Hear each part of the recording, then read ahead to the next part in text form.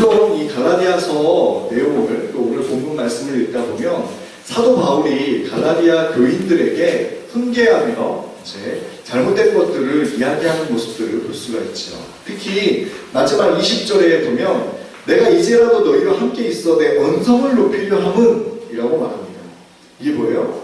그동안 바리새파 유대인들에게 율법에 대해서 잘못 배우고 있었던 것들을 바로잡고 니네가 그렇게 배운 것들이 잘못됐다. 우리가 하나님의 아들 예수 그리스도를 믿음으로 자녀가 되었는데 왜 또다시 종노릇을 하는 그런 율법으로 다시 돌아가려 하느냐, 그렇게 말하고 있는 거죠. 그리고 너희에 대하여 의혹이 있다. 내가 전한 복음을 따르지 않고 남들이 전하는 그런 복음을 따르게 하고 있다. 그리고 남들이 전하는 그 복음을 들음으로 나와 너희들 사이에 이간질을 하고 있는 걸 너희가 모르냐? 라고 묻는 거죠. 물론 본문의 문맥상의 흐름은 바로 이런 거예요. 그런데 오늘 이 구절을 중심으로 말씀을 나누고자 하는데 뭐냐? 그리스도의 형상을 이루기까지. 바로 19절에 있는 본문 말씀을 중심으로 이게 내용을 나누고자 합니다.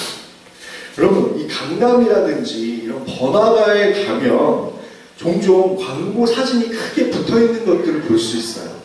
주로 어떤 게 보이던가요? 어떤 거요? 오뚜기? 네. 오뚜기요? 강남이나 이런 번화가에? 오뚜기 광고가 있어요. 그 오뚜기 뭐죠, 그게? 진라면. 아, 라면 광고요? 배고팠나봐요. 주로 강남에 많이 있는 그런 상권, 뭐가 많이 있죠? 교보? 많이 있는 것들이? 의사, 성형외과, 그런 것들 많이 있지 않아요? 그럼 그런 거 많이 있는데 그걸 광고하기 위해서 붙여놓은 광고판에 뭐가 주로 있던가요? 예쁜 사람만 있어요? 비포 애프터요. 맞아요. 정답이에요. 제가 원하고자 하는 단어가 뭐예요? 비포, 애프터. 광고에 항상 그게 있어요. 희한하게 그런 번화가 쪽에 성형외과가 많은데 거기에 보면은 비포와 애프터가 있어요. 근데 만약에 뭐 예를 들어서 살을 빼는 그런 피트니스 클럽이라든지 아니면 병원, 성형외과, 치과, 정형외과 막 이런 광고들을 보면은 이전의 모습과 이후의 모습이 확실히 다른 것을 이렇게 보여주고 있죠. 만약에 비포와 애프터가 변함없어요. 이게 비포인지 애프터인지 모르게 비포도 이쁘고 애프터도 이쁘다 그러면 광고를 할까요? 아니요. 안 하겠죠. 변함이 없다면 광고를 안 할 거예요. 그런데 확실하게 변하니까. 태그원 스튜디오도 비포 애프터가 확실히 있죠. 네. 일반적인 사진을 찍을 때는 그냥 별로 안 하고. 그런데 태그원 스튜디오의 손을 거치는 순간 어떻게 돼요? 작품으로 거듭나죠. 네. 그러니까 광고를 하고 또 그런 것들을 많은 사람들에게 얘기를 하고 전달을 하는 거죠. 누가 봐도 좋게 변하기 때문에 광고를 자신있게 하는 겁니다. 그리고 이렇게 유혹을 하죠. 당신도 주인공이 될 수 있습니다. 바로 이 광고의 주인공은 당신입니다. 이렇게 광고를 하기 때문에 사람들이 그걸 보고 나도 이거 하고 싶다. 이거 해야 되겠다. 라는 마음이 생기는 거죠. 여러분, 오늘 말씀을 통해서 우리의 비포와 우리의 애프터가 확실하기를 소망합니다. 확실히 비포와 애프터가 있어야 되겠죠. 그렇다면 예수님을 믿기 이전의 상태는 어땠을까요? 여러분들은 언제 예수님을 믿었습니까? 언제 예수님을 인격적으로 만났습니까? 그리고 언제부터 예수님을 나의 주인으로 모셨는지요? 구원의 확신은 언제 얻었습니까? 아, 내가 구원받았구나. 내가 천국에 갈 수 있구나. 내가 거듭났다. 내가 다시 태어났다라고 느낀 시점은 언제입니까? 뭐 정확히 날짜를 찍는 그런 구원파 같은 대답 말고 언제부터 내가 대략 어느 시기에 내가 정말 구원의 확신이 있었고 다시 태어났고 거듭났지? 내가 이제 더 이상 지옥에 가지 않고 천국에 갈 수 있다라는 그 확신이 언제부터 있었지? 그리고 나의 죄가 용서를 받았구나라는 그런 확신이 언제부터 있었지? 대충 그 시기가 어느 정도 있겠죠. 요때쯤 그랬던 것 같아. 요 시기부터는 이렇게 변했던 것 같아.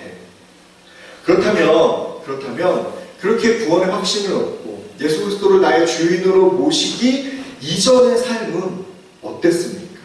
여러분 어떤 삶으로 살았습니까? 예수님이 나의 주인이 아니고 내가 주인일 때, 그리고 내 마음대로 내가 하고 싶은 대로 내가 원하는 대로 살 때 어떻게 지내셨나요?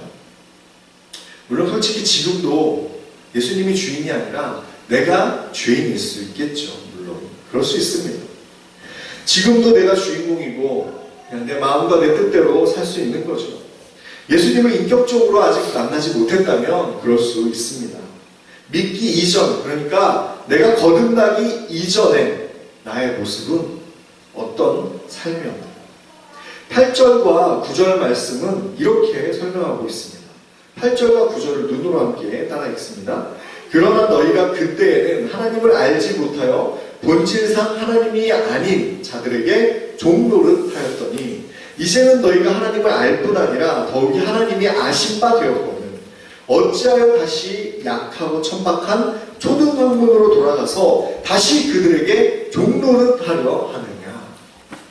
뭐라고 말씀하고 있냐면 하나님을 알지 못할 때에는 다른 이들에게 종노릇을 했다. 이제 너희가 하나님을 알 뿐만 아니라 하나님이 너희도 안다. 하나님이 우리를 알고 있다는 거죠. 그런데 이렇게 서로 알게 되었음에도 불구하고 어떻게 다시 천박한 초등학문으로 돌아가려 하느냐라고 말하고 있죠. 세상과 죄에 대하여 종노릇을 하고 있다는 겁니다. 여러분, 종이 뭐죠? 종은 시키는 대로 하는 거예요. 자기 주관 없이 시키는 대로 하는 거죠. 어디에 시키는 대로 하냐? 바로 세상이 원하는 대로. 세상이 바라고 세상이 원하는 대로 거기를 따라 사는 거예요. 여러분, 세상이 원하는 모습이 어떤 모습이에요? 악하고 더러운 죄의 모습을 따라, 그리고 그것들이 원하는 대로, 그것들이 바라는 대로 정말 순수하게, 순진하게 살아가는 거죠. 세상이 원하는 악을 따라 사는 겁니다. 물론 저 또한 그랬겠죠. 저라고 그 세상이 원하는 대로 살지 않았을까요?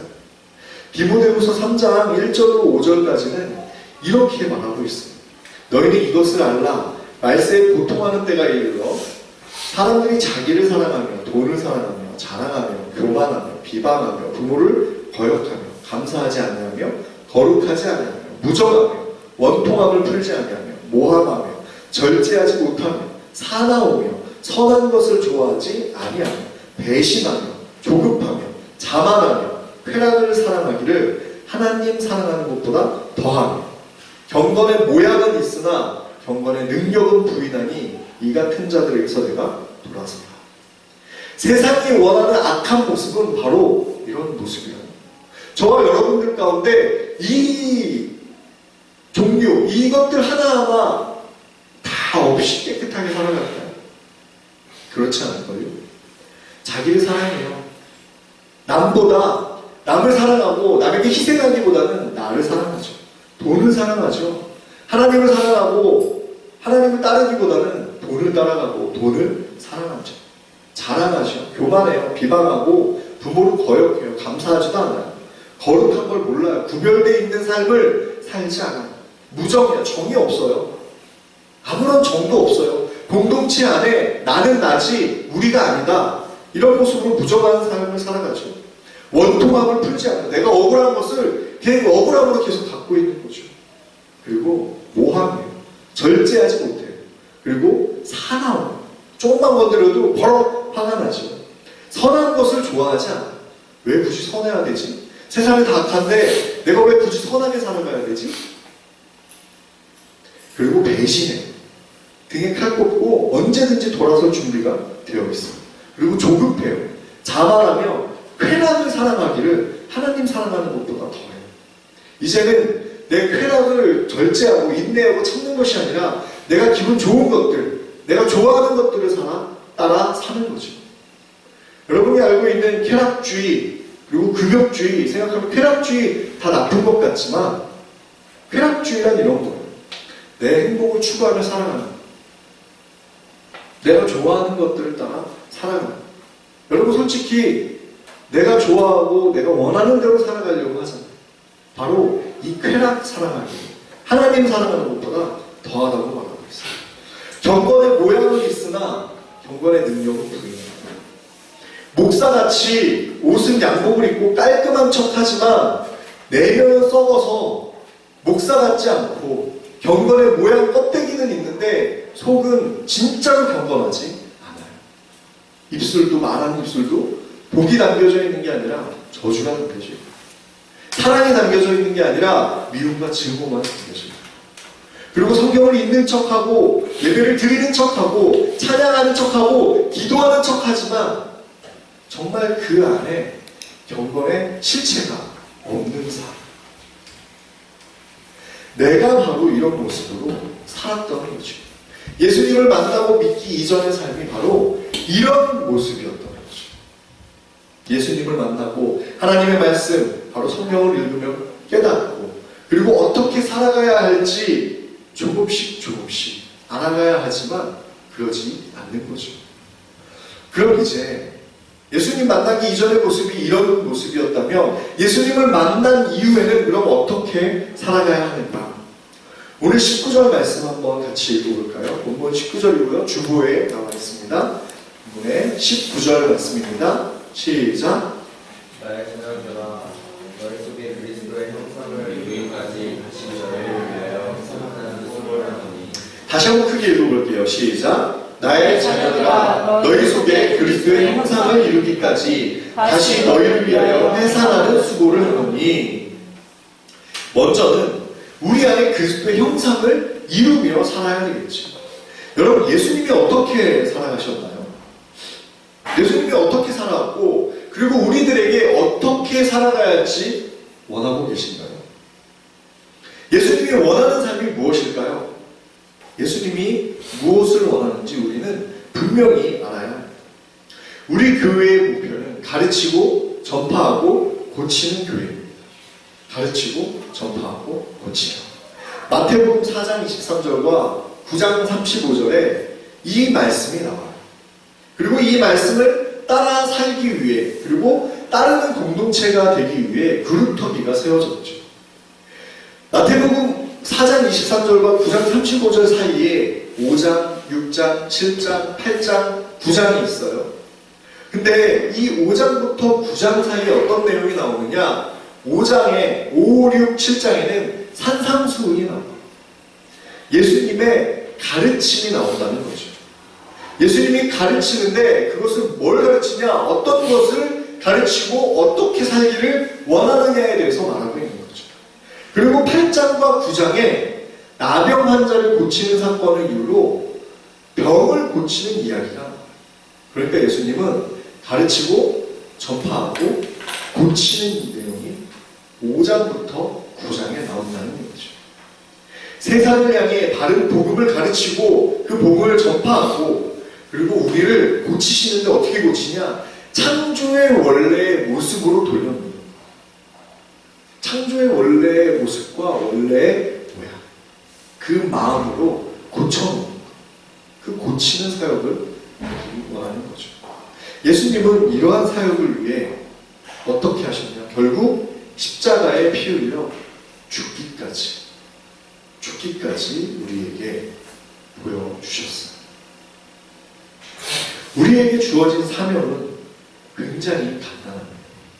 예수 그리스도를 믿음으로 우리에게 주어주신 그 사명, 그 미션은 굉장히 간단해요. 뭐냐? 딱 하나예요. 예수님을 따라 살면 되는 거죠. 예수님께서는 어떻게 살아가셨나요? 예수님이 살아가신 그 길을 우리는 다 알아요. 알고 있어요. 그런데 안 가요. 안 가는 게 문제가 되는 거죠.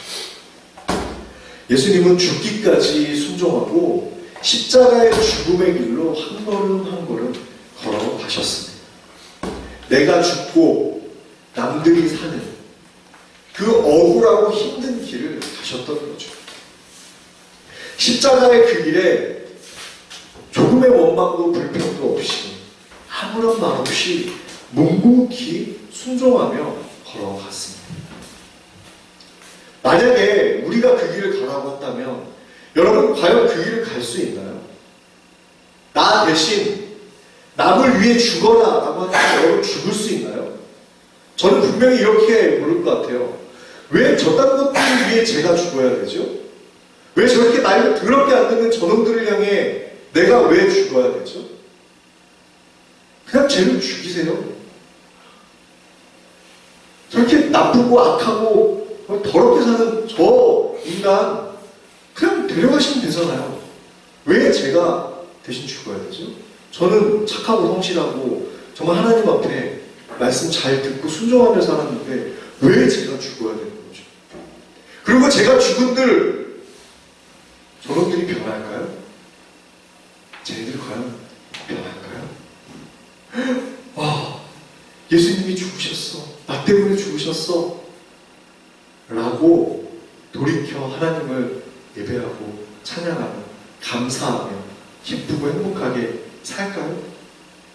그런 걸 뻔히 알면서도 왜 예수님은 돌아가셨을까요? 왜 십자가에 죽어야만 했을까요? 우리 안에 이런 그리스도의 형상이 얼마나 담겨져 있습니까? 여러분 한번 생각해 보세요. 지금 내 안에 예수님의 그 마음이 얼마나 있을까? 몇 퍼센트나 있을까?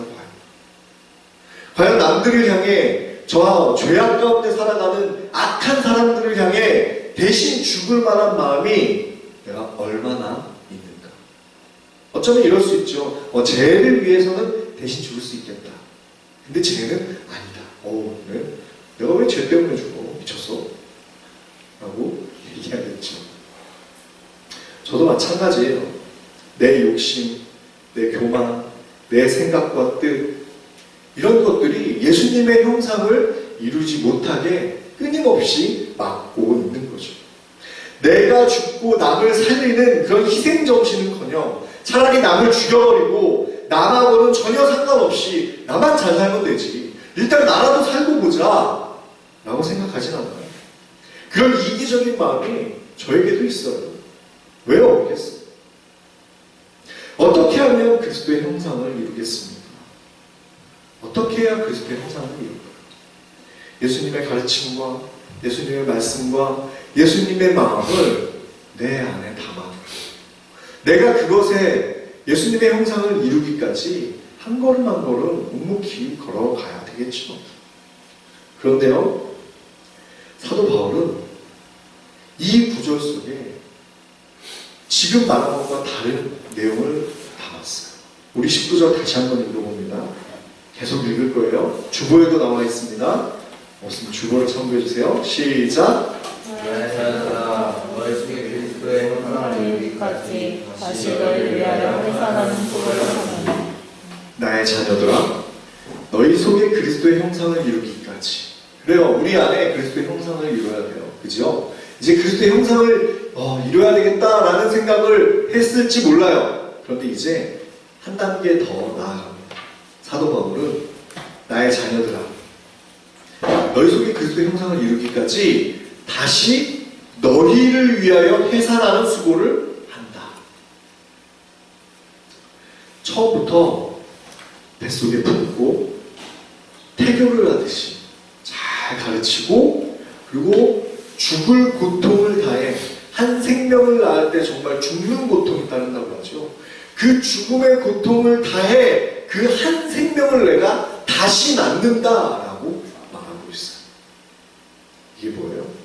나 스스로 그리스도의 형상을 이루기도 쉽지 않은데 바울은 그리스도의 교인들에게 나의 자녀들아, 내 자녀들아 라고 부르면서 너희들이 그리스도의 형상을 이루기까지 해산하는 수고를 내가 다시 하겠다 라고 말합니다.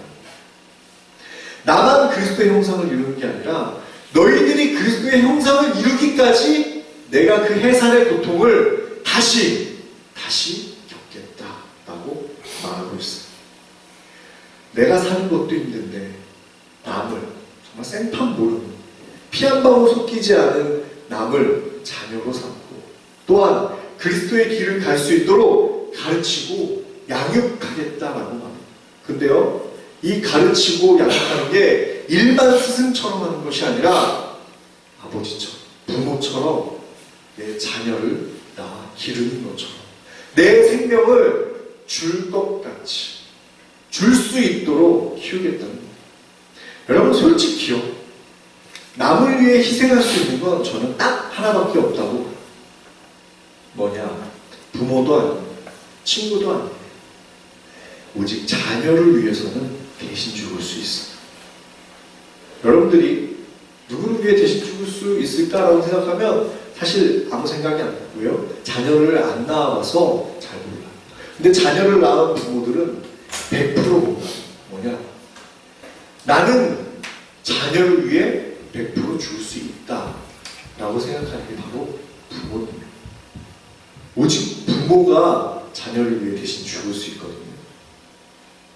사도 바울은 이 갈라디아 교인들, 정말 말 안 듣고 다른 복음으로 돌이키고 배신하고 이런 교인들에게 나의 자녀들아, 내가 너희를 복음으로 낳았다.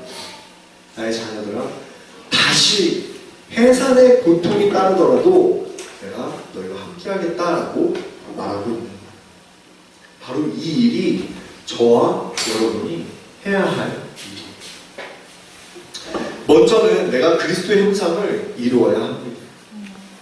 예수님을 믿음으로 이전의 삶은 다 버리고 이제 예수 그리스도를 내 안에 품고 내가 예수 그리스도의 제자의 삶, 예수님의 삶을 살아야 되는 거죠.